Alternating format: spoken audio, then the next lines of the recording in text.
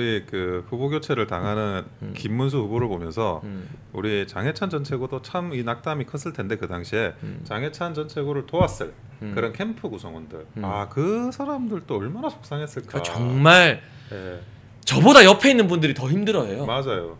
겪어보시니까 아시겠죠. 겪어보니까 정말 아니 어떻게 당이 이럴 수가 있냐라는 그런 생각이 들고, 그리고 또 한편으로는 그래서 또 똘똘 뭉치기도 하고, 그래서 그 옆에서 끝까지 가라고 도와주시는 분들 때문에라도 포기를 못하게 되더라고요. 저도 그랬고 김문수보다 아마 같은 마음이지 않았을까 싶습니다. 우연하게 잘 대응하셨는데 그래도 이번에 또 그런 어떤 그 난관을 넘어서서 이제 후보로서 또 대선을 완주하시고, 그리고 앞으로 사실 뭐 더 크게 당을 위해서 기여하실 부분이 꼭 있어야 된다라고 생각하고 있습니다. 그러니까 저희가 짧게 김문수 후보 이야기만 제가 1분만 더 하면, 저는 이번에서 뭘 봤냐면요, 저는 김문수 후보랑 개인적인 연이 없거든요. 뭐 이번에 복당만 가지고도 친한계가 하도 시비를 걸어서 선대위에 어떤 자리도 안 맡고 방송에서만 백의 정보를 했는데, 그러니까 보수는요 가족에서 나오는 거예요. 그러니까 우리 가족을 안전하게 지키기 위한 게 보수 정치의 출발점이에요. 맞습니다. 그런데 이제까지 보수 정치의 지도자들 중에서 가족 구성원을 다 이렇게 자랑스럽게 내보일 수 있는 사람이 별로 없었어요. 전직 대통령들을 다 봐도.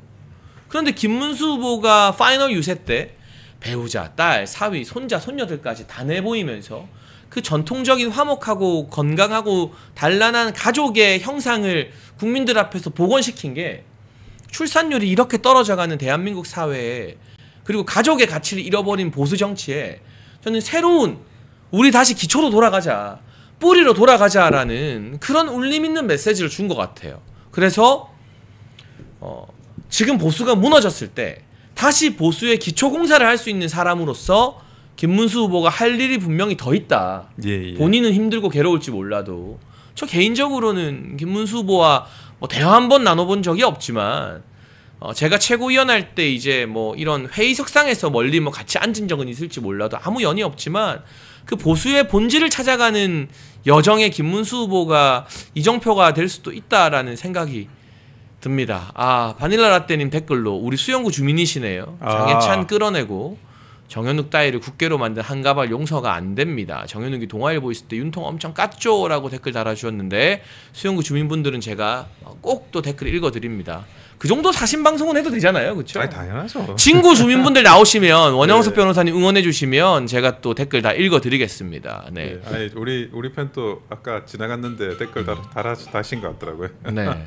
우리 친구 주민분들도 친구 주민이에요라고 댓글 달아주시면 제가 우리 원 변호사님 위해서 다 읽어드리겠습니다. 자, 중요한 주제로 한번 넘어가 보겠습니다. 김민석의 의혹 점입 가경입니다. 까도 새로운 게 나와요.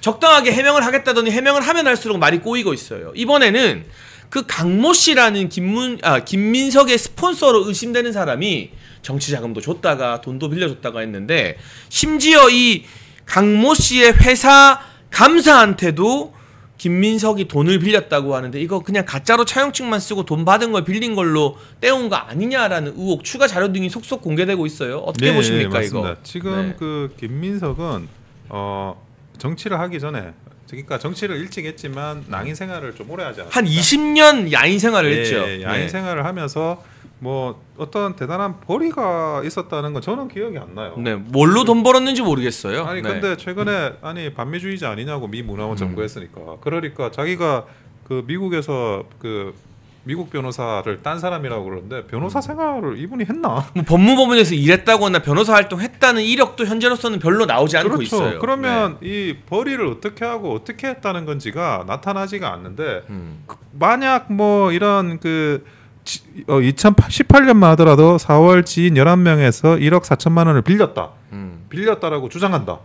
근데 그거를 그러면 제대로 어떻게 갚아 나갔는지 그런 부분에 대해서도 모호하고, 그러니까 이런 빌렸다라는 것이 빌린 게 아니라 그냥 준 거 아니냐, 그런 이제 계속 이 의혹이 제기되는 거죠. 근데 그래도 일국의 총리가 돼야 되는 사람인데, 이 사실은 그 김민석 의원이 총리가 내정되는 과정에서는 그 비상계엄과 관련해서 그 정보가 계속 어떤 식으로든지 좀 뭐 흘러나오게 되고 그런 거에 대해서 전반적인 판에서 1등 공신이라고 인정을 받은 것 같아요. 그러니까 이런 그 사실은 민주당 내에서도 그렇게 어떤 지지 기반이 강한 사람이 아니거든요. 이분은 과거에 이제 노무현 대통령, 정몽준 그 사이에서 이렇게 철새 행동을 해가지고 그런데 이런 사람을 이제 그 총리로 했을 때 처음에는 우리가 미 문화원 점거 사건 같은 경우에는 그 너무 유명한 사건이니까 아니 어떻게 이런 사람이 총리로 내정되고 트럼프 대통령이 통화가 빨리 오기를 바랄까 황당한 거예요. 그렇잖아요.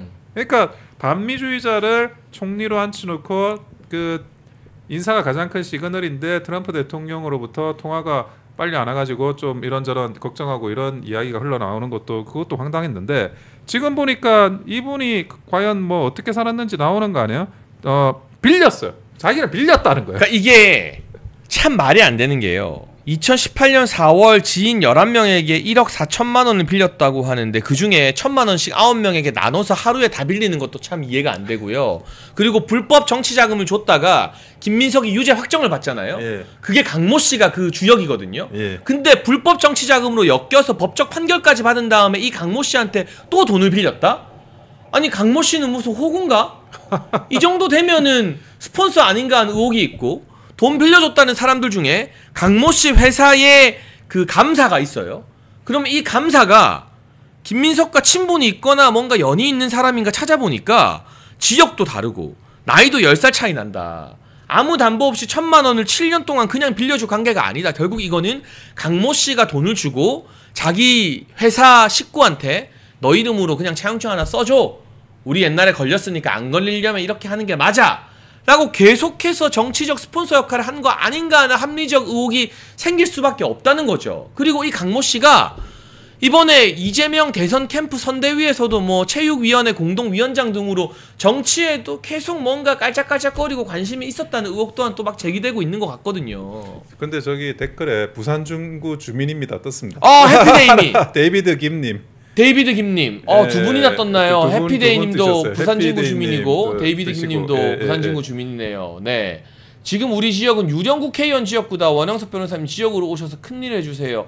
꼭 기억해 주시고 다음번에 진구의 아들 원영석 기억해 주시기 바랍니다. 제가 요 사건도 그렇지만 제가 과거에 적폐 수사할 때 뭐 여러 중진 의원들 사건을 조금 했었어요. 그때 네. 수사받았던. 근데 그분들도 정치자금법에 걸린 적이 있는데 그런데 김민석은 이 김민석의 이런 정치자금 뭐 빌리고 지금 뭐 빌렸다라고 주장하는 이 형태 사람의 숫자 금액이나 이런 부분은 과거에 우리 당 중진이 했던 그런 사건에 비하면 비교도 할 수 없을 정도로 악성해요. 나는 과거에 이제 우리 당 중진의 그런 수사 당하시는 그런 모습을 보고 아니 내가 볼 때는 정말 합리적이고 전혀 문제가 없어 보이는 거래요. 거래가 아니라 어떤 금전 관계나 뭐 이런 것들. 네. 금액도 엄청 작아. 이런 억 단위가 지금 넘어가잖아요. 네. 그 금액도 엄청 작고 그런 부분들에 대해서 급전이 필요하면 작은 금액이 그렇게 거래가 있을 수가 있다고 생각이 드는데 그거는 결국에는 기소가 돼가지고 형을 사셨어요. 그분이. 네. 아니 그래서 내가 그때 그걸 보면서 아니 이런 게 정치자금법으로 기소돼가지고 처벌받을 정도면 아니 우리나라 국회의원들 처벌 안 받을 사람이 있겠나 싶을 정도의 아주 가볍고 아주 작은 사건을 그렇게 기소하고 처벌을 했거든요. 근데 지금 김민석 이분은 만약에 적폐 수사를 당한다 그러면 이분은 종신형을 받아야 될 사람이에요. 내가 볼 때. 그 정도로 이 죄질이 나쁘다고 보여지는데 그럼에도 불구하고 총리 내정자가 돼가지고 내일 모레 총리 되게 생겼어요. 그냥 표결로 밀면 총리잖아요. 그러니까 이게 왜 더 악질적이냐면 정치자금법으로 한번 유죄를 받았는데 예. SK건까지 포함하면 2번이죠. 그런데 그 한 번에 7억 2천 지인들한테 빌려준 거기에 연루된 강모 씨한테 야 저번에 걸렸으니까 이번에는 교묘하게 한번 안 걸려보자라고 차용증 쓰고 돈 안 갚고 이 돈을 억대 넘게 최종적으로는 2018년에 지인 11명한테 1억 4천만 원을 빌렸다는 게 이게 굉장히 악의적인 수법이라는 거죠. 만약 이게 정말 진정한 채무관계나 진짜 돈 빌리고 이자 내고 성실하게 갚고 한 게 아니었다고 친다면 그래서 이런 부분들이 좀 많이 드러나서 내가 볼 때는 뭐 농공행상 차원으로 총리 내정이 일어났던 것 같은데 결국 이제 오광석 민정수석도 그 날라간 것처럼 날라간 것처럼 뭐 이거는 제가 이렇게 설명하고 싶어요. 김민석이 총리가 못 되는 것 이재명 대통령 탓이 아니라 지 탓이에요. 지가 그 과거에 이런 뭐 불명확한 검증가래 그리고 누가 보더라도 정치자금법 위반으로 볼 수 있는 의심을 살 만한 그런 거래를 하고 이 총리가 되겠다라고 나선다는 것 자체가 그게 이미 뭐 어불성설이었다 저는 그렇게 생각합니다. 그리고 좌파들은 돈이 어디서 그렇게 막 나는지 모르겠는 게 김민석이 최근 5년간 국회의원 월급 5억을 받았습니다. 평균적으로. 그런데 추징금 6억 2천만 원을 다 납부했대요. 그럼 일단 1원 한 장도 자기 밥 먹는데 안 쓰고 다 모았어도 6억 2천만 원 중에 5억 냈어도 1억 2천이 남잖아요. 근데 다 납부했다고 하고 연 1억 이상이 드는 아들 유학비는 전처가 이혼한 전처가 다 내준다라고 좀 믿기 힘든 해명을 하고 계속해서 이 돈과 관련돼서 출처가 소명되지 않는 부분이 있는데 그래서 국민의힘에서는 이번 총리 인사청문회 때 그 스폰서로 지목된 강모 씨와 또 현재 생활비, 아들 학비 등을 규명하기 위해서 현재 배우자와 전 배우자 등등을 증인으로 요청했는데 민주당이 안 받아주겠죠. 그냥 막무가내로 증인 거부하고 그냥 자기들끼리 하나마나 청문회하고 표결 빨리 해버린다는 게 민주당 생각 아니겠어요? 그래서 좀 그 소수 야당으로서는 답답한 게 많은데 그럼에도 불구하고 그래도 국민의힘의 그런 국회의원들이 이 부분에 대해서 열심히 문제 제기하고 투쟁하는 모습은 보여줘야 됩니다. 그러니까 지금 당장 대선에서 뭐 패배를 했다고 하더라도 지금은 많이 이렇게 민주당이나 이재명이 기세가 올라 있어요. 하지만 그거 오래 못 갑니다. 그거 절대 오래 못 가고 그리고 이런 여기에서 보는 바와 같이 민주당 내부도 사실은 이 허점이나 이런 그 위크 포인트가 굉장히 많아요. 그리고 자기들끼리의 이제 권력 다툼도 치열해지는 거죠. 네. 그러니까 그런 부분들에 대해서 아니 1년 뒤에 지방선거가 남아 있지 않습니까?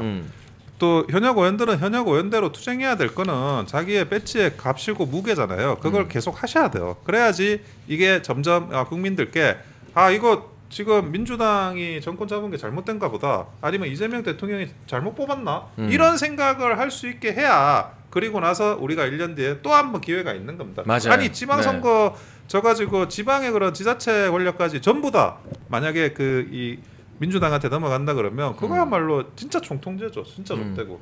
예.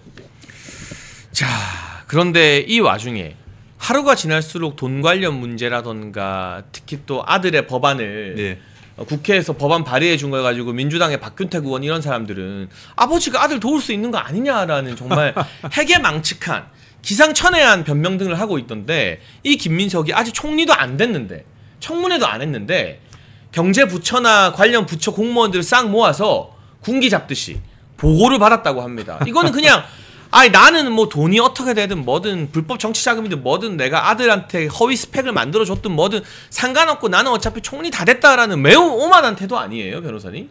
아니 참 이런 사람한테 총리라고 하면서 아직 총리는 아니고 총리진이죠. 총리진이라고 하면서 보고를 하는 그런 공무원들도 굉장히 큰 자괴감이 들 거예요. 그러니까요. 네.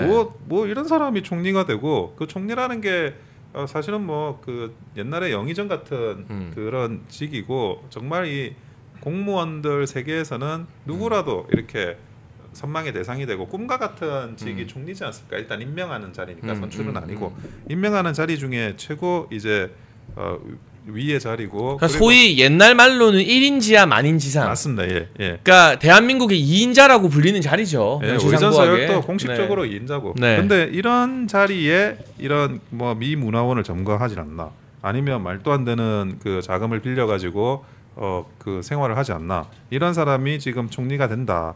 참 답답한 생각이 들 것 같아요. 아니 불법 정치자금 전과 적당한 해명한다길래 어떻게 해명하나 한번 봤거든요. 그러니까 SK에서 2억 받은 거요. 김민석이 뭐라고 해명했는지 아십니까? 뭐라고 해명했죠? 이거는 당이 요청해서 받은 거다.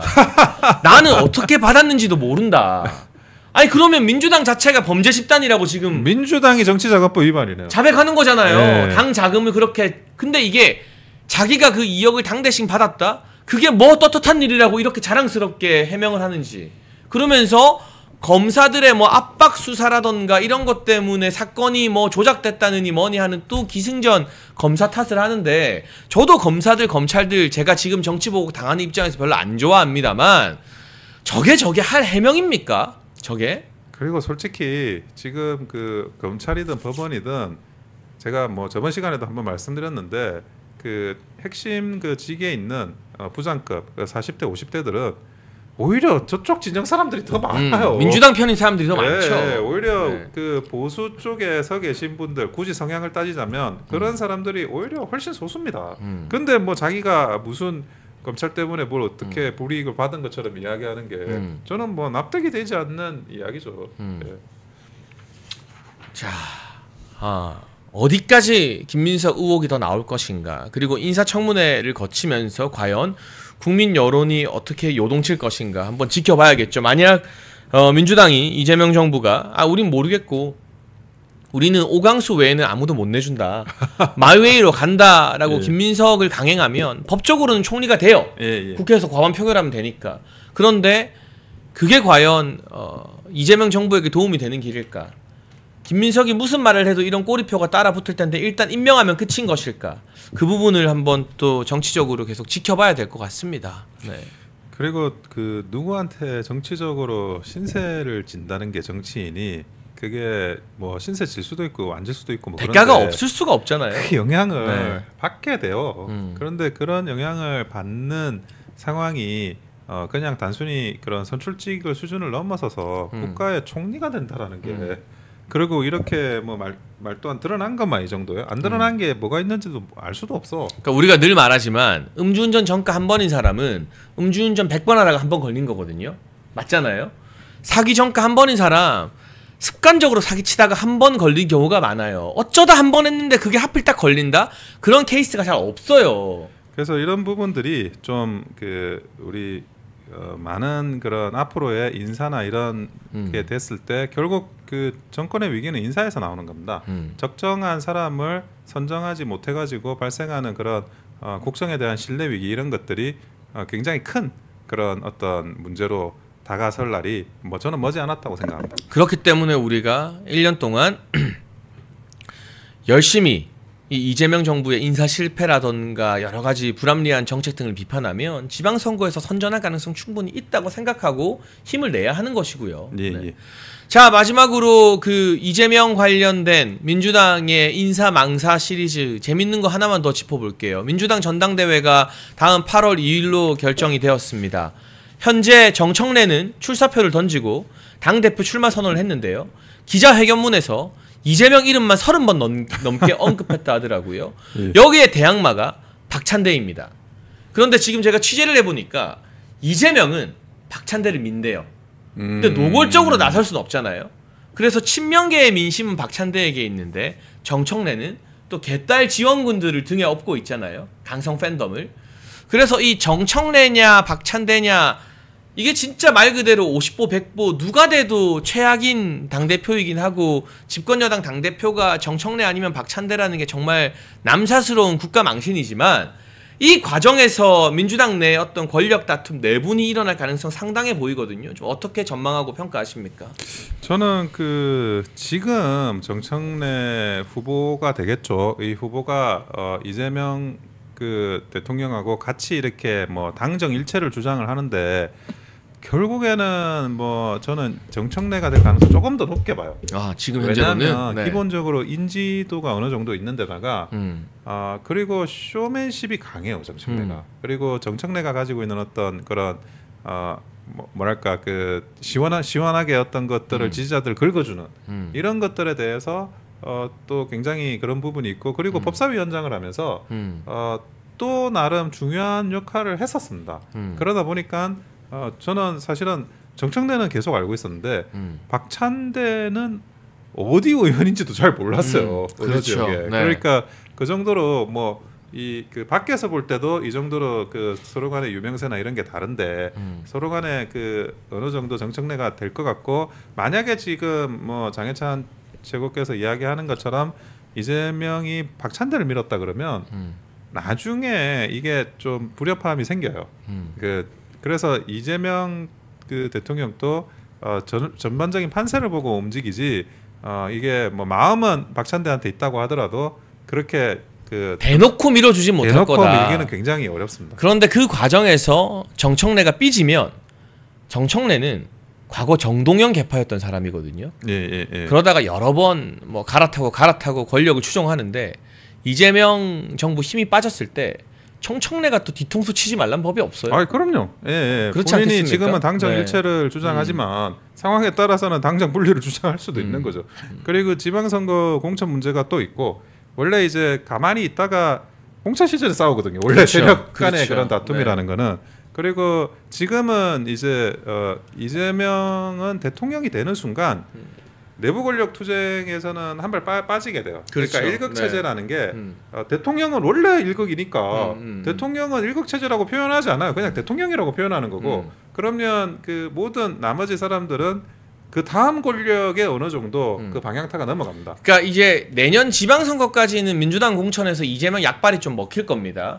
그런데 3년 차에 치르는 총선에서는 아마 그때쯤이면 이재명 지지율도 바닥일 거고 이재명 약발이 안 먹힐 거거든요. 그러면 굉장히 치열한 내부 분열, 당정 갈등 이런 것들 우리가 지켜보면서 우리가 단합해서 똘똘 뭉치기만 하면은 과반 이상의 승리를 기대할 수 있는 게 정치 구도상으로 열리게 되는 거죠. 그렇습니다.